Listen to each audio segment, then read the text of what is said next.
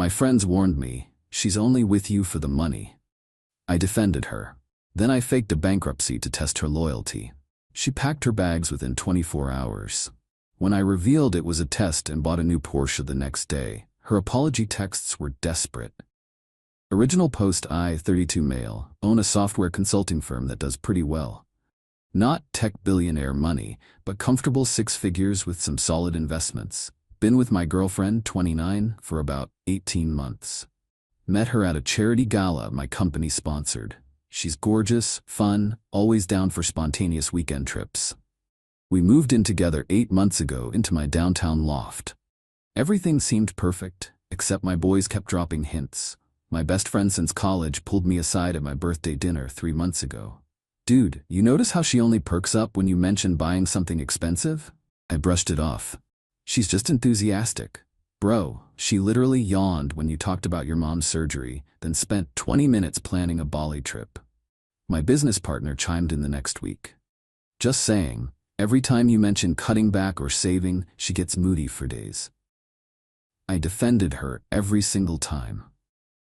Told them they were being judgmental, that she genuinely cared about me. Called them jealous. Then my cousin, who's usually chill about everything, said something that stuck. Look, I hope I'm wrong, but I've seen this before. Just pay attention to how she acts when money's tight versus when you're spending. I started noticing things. Small stuff at first. When I suggested cooking at home one weekend instead of our usual expensive restaurant rotation, she pouted for 2 days. Said I was becoming boring. I mentioned potentially switching to a smaller apartment to save for a down payment on a house. She went silent, then changed the subject. She never offered to split anything, ever. Not groceries, not utilities, nothing. I'd paid for literally everything since day one. Her excuse was her startup, some vague lifestyle blog that made maybe $200 a month. The final straw was 2 weeks ago. My CFO and I were discussing a potential rough quarter ahead. Nothing serious, just market fluctuations. That night at dinner, I casually mentioned it might be a leaner few months. Her exact words, "Well, that doesn't affect our vacation plans, right? I already told everyone we're going to Turks and Caicos." Not "Are you okay?" or "Do you need to talk about it?" Just immediate concern about vacation plans. I couldn't sleep that night. Kept thinking about what my friends said. Decided to do something that would either prove them wrong or confirm my worst fears. I planned a test. Spent 3 days setting it up. Called in some favors. Here's what I did.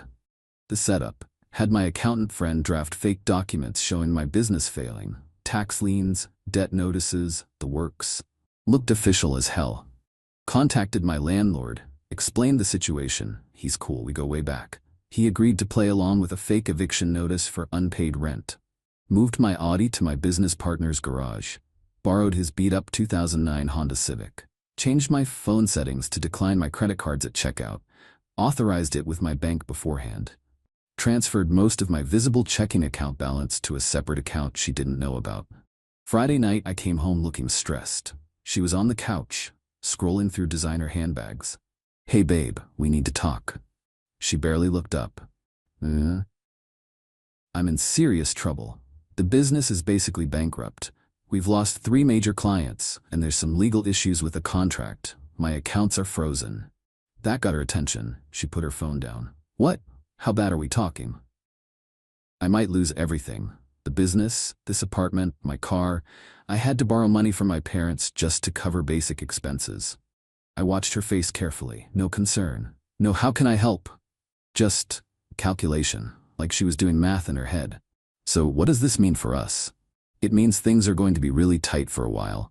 I might need to move back with my parents temporarily, get back on my feet." "How long is a while?" "Could be 6 months, maybe a year." Silence. Long, heavy silence. "I need to think," she said finally, then went to the bedroom. Saturday morning I woke up to drawers opening and closing. She was packing, like actively filling her suitcases with her clothes. "What are you doing?" She didn't even pause. "I think I should stay with my sister for a bit, give you space to figure things out." "Space? I just told you I'm going through a crisis." "Exactly. You need to focus on fixing this, and I'd just be in the way." The excuses were paper thin. She wasn't even trying. By noon, she'd packed most of her stuff. Called an Uber. I helped carry her bags down, testing how far she'd go, and she barely made eye contact. "I'll text you," she said. "That's it? 18 months and you're just leaving? Don't make this harder than it needs to be. You need to focus on yourself right now." I watched her Uber drive away, felt absolutely nothing. Just confirmation. Gave it 24 hours. Sunday afternoon, I executed phase 2. The reveal, texted my business partner, game on. Drove to the Porsche dealership, been eyeing a 911 for months. Paid cash, well, certified check, but same difference. Got it in guards red because why not? Stopped by my favorite steakhouse, posted a pic on social media with the caption, "Crisis averted, time to celebrate." Then I posted a photo of the Porsche with, "New baby. Business is booming, life is good." Tagged my location, made sure it showed up on all platforms. My phone started blowing up in under an hour. 23 missed calls from her. Texts rolling in. "Wait, what? Are you serious right now? You said you were bankrupt. Call me now." This isn't funny. I let her stew for a bit. Grabbed dinner, enjoyed my steak, then finally replied around 8 p.m. "Yeah, turns out it was just a test. Wanted to see if you'd stick around when things got tough." Got my answer pretty quick. Her response came through immediately. "A test? Are you insane? You lied to me about being broke? I was trying to give you space. This is psychotic behavior." I replied, "You packed and left within 24 hours. Didn't offer to help, didn't ask if I was okay, just bounced the second the money looked shaky. That's all I needed to know. I love you. I was scared and confused. Cool, I'm good though. Enjoy your sister's place." Then I blocked her number. Update 1. 3 days later. Holy hell, the fallout has been entertaining, so obviously she didn't take the blocking well. Started texting from different numbers. Her sister's phone, her mom's phone, random numbers I'm guessing belong to friends. The messages range from apologetic to absolutely unhinged. "Baby, please, I made a mistake. I was overwhelmed. You can't just cut me out of your life like this. I left everything at your place. You have to let me get my stuff. My therapist says this is emotional abuse. You're a sick person for playing games like this." Her mom called Monday morning. "That was a trip. You need to understand, my daughter was protecting herself. You told her you were bankrupt. What was she supposed to do? Maybe not abandon her boyfriend of 18 months immediately? She has her own life to think about. She can't be expected to support a man. I never asked her to support me. I asked for literally nothing except her presence during a hard time. Which was fake, by the way. You're cruel and manipulative. Your daughter left me within 24 hours of thinking I was broke. But I'm the problem. She hung up on me. Tuesday, she showed up at my office. Security called me before letting her up. Bless them. "Sir, there's a woman here demanding to see you. Says she's your girlfriend." She's not, but send her up. This should be good. She walked into my office looking like she'd been through it. Hair in a messy bun, yoga pants, puffy eyes. Dramatic. "We need to talk." I leaned back in my chair. "You've got 5 minutes. I didn't leave because of the money. I left because I thought you needed space to handle a crisis. Weird, because you never asked what I needed, just packed your bags. I was in shock. You dropped a bomb on me. Right, and your first instinct was to bail." She tried a different approach. Tears started flowing. "I love you. I made a mistake. People make mistakes when they're scared. Here's the thing. I wasn't looking for perfection. If you'd stayed even one day, asked how you could help, shown literally any concern for me as a person, we'd be having a different conversation. I would have come back. When? After I was stable again? That's convenient. That's not fair. You know what's not fair? My friends warning me for months that you were only interested in my money, and me defending you every single time, making excuses for you, telling them they were wrong." She went quiet. "Turns out they were right. The second I looked broke, you were gone. Didn't even last a full day. So what, you get a Porsche to rub it in my face?" I actually laughed. "I bought myself a car I've wanted for months. The fact that you saw it as rubbing it in your face says everything about your priorities." "I want my stuff.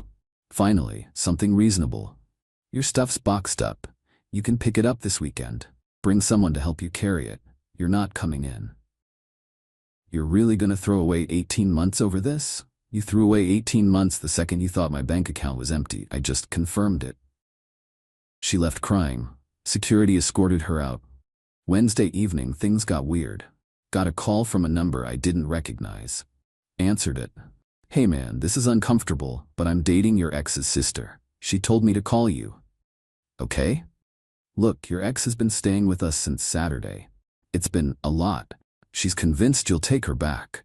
Keeps saying once you cool down you'll realize you love her. She's not planning to move out anytime soon."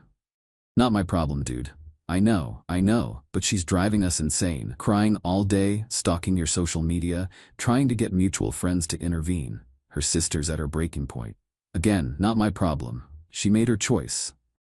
Is there any chance you'd consider hearing her out, just so she can get closure and move on?" "She had closure when I blocked her. Tell her sister I'm not changing my mind." He sighed. "Worth a shot. Good luck, man. You too. You're gonna need it." Thursday, the mutual friends started weighing in. Some got it. My business partner posted on his story, proud of my boy for knowing his worth. Tagged me. But others? Oh man. Got a long text from a couple we used to hang out with. "We heard what happened. Both of you could have handled this better. Maybe you should consider therapy together?" I replied, "She left me within 24 hours of thinking I was broke. There's nothing to handle together." "But you lied to her. That's manipulative." I tested whether she actually cared about me as a person or just my money. She failed spectacularly. Testing your partner is toxic, so is abandoning them during a crisis. They stopped responding after that. Another friend, someone I'd known since high school, called me directly. "Bro, I'm saying this as someone who loves you. That test was messed up." Noted. "I mean it. You set her up to fail." Did I though? All she had to do was literally anything supportive. Ask how I was doing. Offer to help job hunt, cook dinner, anything. Instead, she packed her bags. She was probably scared. Of what? Being with someone who wasn't rich? That's exactly my point. You're being stubborn. I'm being realistic, and honestly, I'm good. Better than good. I dodged a bullet. As of tonight, she sent messages from 4 different numbers, all blocked. Her mom called twice more, both times lecturing me about commitment and working through hard times. The irony was lost on her. My apartment feels bigger without her here. Cleaner somehow. Like I removed something toxic. No regrets. 0. Update 2. 1 week later, y'all, the entitlement levels have reached previously unknown heights. Buckle up. Friday night, 2 days after my last update, I was at my favorite bar with my business partner and some colleagues. Just unwinding, talking shop, normal stuff. My ex walks in with 3 of her friends. Intentionally. This bar is nowhere near where she lives, and she hates the vibe there. She came specifically to find me. She spotted me immediately, made dramatic eye contact, then sat in my direct line of sight. Kept looking over, whispering to her friends, doing that thing where they'd all glance at me then huddle together. My business partner noticed. "Want to leave?" "Nah, I'm not letting her run me out of my spot." About 20 minutes in, one of her friends approached our table, blonde, wearing what looked like a very expensive dress. "Hey, can I talk to you for a sec?" I stayed seated. "You are talking to me. Privately? Anything you want to say, you can say here." She glanced back at my ex, who was watching intensely. "Look, she's really hurting. She made a mistake, she knows that, but the way you're handling this is cruel. I'm handling it by moving on with my life. She loved you. She was just scared. So scared she couldn't stick around for even 1 day. Got it. You don't understand what it's like for women. We have to protect ourselves financially." My business partner jumped in. "By abandoning your partner the second things look bad, that's not protection, that's opportunism." Her friend's face flushed. "You're both assholes." She walked back to their table. Within minutes, my ex was crying again. Her friends were comforting her, shooting me death glares. We finished our drinks and left. Not because of them, we were heading out anyway. But as we walked past their table, my ex called out, "I hope you're happy." I stopped, turned around. "Actually, yeah, I am. Thanks for asking." The look on her face was priceless. Saturday morning, I woke up to an email from her. A long, rambling essay about our relationship, her feelings, how I betrayed her trust with my test. Some highlights. "You made me believe you were in crisis. I reacted the way any rational person would, by giving you space to handle it without the pressure of managing a relationship too." Sure, that's why she packed all her expensive stuff first. The fact that you bought a Porsche immediately after shows this was never about testing my loyalty. It was about humiliating me publicly. I bought a car I'd wanted for months. Her seeing it was incidental. I've been in therapy twice a week since this happened, dealing with the trauma of your deception. The trauma of being exposed as shallow. Got it. If you had any respect for what we built together, you'd sit down with me and my therapist to work through this. Hard pass. I didn't respond. Deleted the email. Sunday, her sister called. Different approach this time. Hey, I know you're mad at her, rightfully so, probably, but she's a mess. She hasn't eaten in days, she's not sleeping. I'm genuinely worried about her. I'm sorry she's struggling, but that's not on me. Could you at least talk to her? Give her closure? I gave her closure when I blocked her. She chose to leave. I chose to let her stay gone. That's the closure. She thinks you might take her back if she just explains properly. I won't. You were together for 18 months, and she bailed in 24 hours. The math doesn't work in her favor. Her sister got quiet. Then, you know what? Fine, she'll figure it out, but you're going to regret this. I regret wasting 18 months. That's about it. She hung up. Monday brought a new development. Got a text from an unknown number. Seriously, how many phones do these people have? This is her brother. You need to make this right. She's destroyed. Our whole family is worried about her. Be a man and fix what you broke. Her brother, who I'd met exactly twice, who ignored me both times. I replied, I didn't break anything. She left when she thought I was broke. I just stopped pretending to be okay with that. You lied to her. To see if she actually cared about me. She didn't. Test successful. You're pathetic. Cool. Tell your sister to stop contacting me from burner phones. Block that number too. Tuesday afternoon, my lawyer friend called. We grab lunch sometimes, talk about random stuff. Dude, you're not gonna believe this. Try me. Your ex contacted me on LinkedIn, asked if I'd be willing to mediate a conversation between you two. Said she'd pay my hourly rate. I almost choked on my water. She what? Yeah. I obviously declined and told her it was inappropriate, but she's persistent. That's insane. She also asked if what you did was legally actionable. Like, could she sue you for emotional distress or fraud? Please tell me you laughed. I told her to get a different lawyer if she was serious about pursuing that, because it would be a waste of money. You didn't defraud her. You told a lie to test relationship compatibility. That's not illegal, just harsh. She's really spiraling. Big time. Anyway, heads up in case she tries to escalate legally. I doubt she will. She'd get laughed out of any lawyer's office, but document everything just in case. Wednesday, she tried a different tactic. Showed up at my gym. My gym. The one I've been going to for 5 years. She joined specifically to run into me. I was on the bench press when I saw her walk in, look around, spot me, and make her way over. I finished my set, sat up, and waited. Hey. You've got to be kidding me. I joined here. I'm allowed to work out. You hate gyms. You literally told me working out was boring multiple times. People change. In a week? She sat on the bench next to mine, uninvited. Can we please just talk, like adults? Adults don't stalk their exes at the gym. I'm not stalking you. This is a public place. My gym buddy came over. Everything good here? Yeah, just dealing with someone who can't take a hint. She stood up, eyes filling with tears again. You're cruel. You know that? Actually cruel. I'm cruel for not wanting to date someone who bailed on me instantly? That's what we're going with? I made one mistake. The mistake wasn't leaving. It was showing me exactly who you are. I'm just accepting the information you gave me. She stormed off. I watched her leave, then canceled my membership and signed up at a different gym down the street. Not worth the hassle. Thursday, I got a Facebook friend request from her mom. Declined. Then a follow request on Instagram from her. Declined. Then a connection request on LinkedIn from her brother. Declined. They're trying every platform possible. My business partner finds this hilarious. Bro, you've got a whole family acting like you're the villain in a rom-com. Right? Like I'm supposed to chase after her and declare my love. Meanwhile, she ditched you the second your wallet looked light. Exactly. Later that night, got another text from a new number. You can block me everywhere, but I know you see these. I need you to understand that I loved you. I didn't leave because of money. I left because I was overwhelmed and scared. and I needed to think. I would have come back. You didn't give me a chance to come back. You just cut me off and humiliated me with that car and those posts. Do you know how embarrassing this has been? Everyone knows. Everyone is talking about how I'm the girl who only cared about money. That's not who I am. Please just let me explain in person. I deserve that much. I stared at that message for a solid minute, then replied, "You left within 24 hours. You never asked if I was okay, never offered to help.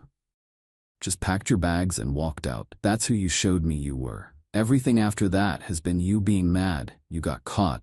You don't deserve another chance to spin this. Move on." Blocked that number. My cousin texted me, "Heard through the grapevine she's telling people you're harassing her by refusing to talk to her. Just wanted you to know the narrative she's pushing." Of course she is. Want me to set the record straight? Nah. People who know me know what's up. Everyone else can think what they want. Tonight I'm at home, TV on, pizza ordered, completely at peace. She can keep trying. I'm done engaging. Final update, 3 weeks later. Time to close this chapter. It's been 3 weeks since I revealed the test, and things have finally settled into a new normal. Here's how everything played out. Week 2 was when her family really ramped up the pressure. Her dad, who I'd met maybe 3 times total, left a voicemail. "Son, I don't know what happened between you two, but my daughter is suffering. I raised her to be strong, but this situation has broken her. If you ever cared about her at all, you'd give her a chance to fix this. Think about what kind of man you want to be." The guilt trip was strong, almost worked for about 30 seconds. Then I remembered watching her pack her bags without hesitation. I didn't call back. Her cousin, seriously, does this family have a group chat? Sent me a Facebook message. "Hey, I know we don't know each other well, but she's family. She messed up, she knows it, but everyone deserves forgiveness. You're being really harsh." I replied, "She left when she thought I was broke. I'm just accepting that information and acting accordingly. But you lied to her first, to see if she actually cared about me beyond my money." The answer was no. Never heard back. Week 3 brought the grand finale. She organized an intervention. I'm not joking. An actual intervention. Last Saturday I got a text from my old college roommate. "Hey man, grabbing drinks at O'Brien's tonight. You in?" O'Brien's is our usual spot, so I said yes. Showed up at 7 p.m. Walked in and immediately knew something was wrong. There was my college roommate, my ex's sister, and her boyfriend, 2 mutual friends from our couple days, and my ex sitting at a big table in the back corner. My ex's face lit up when she saw me. "You came." I looked at my old roommate. "Dude, really?" He had the decency to look ashamed. "Just hear her out, man. That's all we're asking. You ambushed me. We're worried about both of you." I turned to leave, but my ex jumped up. "Please, 5 minutes. That's all I'm asking." The entire bar was watching now. "Perfect. You've got 3 minutes, starting now." She took a shaky breath. "I know I messed up. I panicked when you told me about the bankruptcy. I wasn't thinking clearly. But I never stopped loving you. These past 3 weeks have been hell. I can't eat, can't sleep. I've lost 12 pounds. My therapist says I'm showing signs of depression." I waited. She continued. "I'm asking you, begging you, to give me another chance. I'll prove to you that I care about you, not your money. I'll sign a prenup if we get back together. I'll contribute to rent. Whatever you need to feel secure." One of the mutual friends chimed in. "Come on, man, she's trying." I looked at my ex. "You done?" She nodded. Hopeful. "Here's my question. Why didn't you try before? Why did it take you losing access to my money to suddenly become willing to contribute? Why wasn't that your default setting?" I was comfortable. I took advantage. I see that now." "Right, you got comfortable using me as a wallet, and the second that wallet looked empty, you were gone." "That's not fair." "It's completely fair. You proved exactly what you are. Now you're mad because there are consequences." Her sister stood up. "She made a mistake. People make mistakes. And people face consequences for their mistakes. That's how life works. You're being cruel. I'm being honest. There's a difference." I looked at my old roommate. "Disappointed in you, man. Don't contact me again." Then I walked out, drove to my new gym, worked out for 2 hours, went home. Got a final text later that night from her number. She must have gotten a new phone. "I see who you really are now. You're cold and heartless." I dodged a bullet. Have a nice life, I replied. Finally, something we agree on. Blocked it. The aftermath. Lost 3 friends in this whole thing. People who thought I was too harsh, too unforgiving. Honestly? Good. If they can't see why someone bailing in 24 hours is a deal breaker, we were never that close anyway. My real friends? Solid as ever. My business partner took me out last week, said he was proud of me for sticking to my guns. My cousin reached out. Remember when I told you to pay attention? Sorry, I was right. Me too, man. Me too. The college roommate who set up the ambush sent an apology text a few days later. I thought I was helping. I was wrong. If you ever want to grab an actual beer, no ambushes, let me know. I might take him up on that eventually. Not yet, though. Work's been good. Business is actually up this quarter. The Porsche is everything I hoped it would be. I take it out on weekends, hit the coast, clear my head. Dating? Not yet. Need some time to reset, but I'm not bitter, just more aware. Here's what I learned. Trust your gut. My friends saw it before I did. They tried to warn me, and I defended her because I wanted them to be wrong.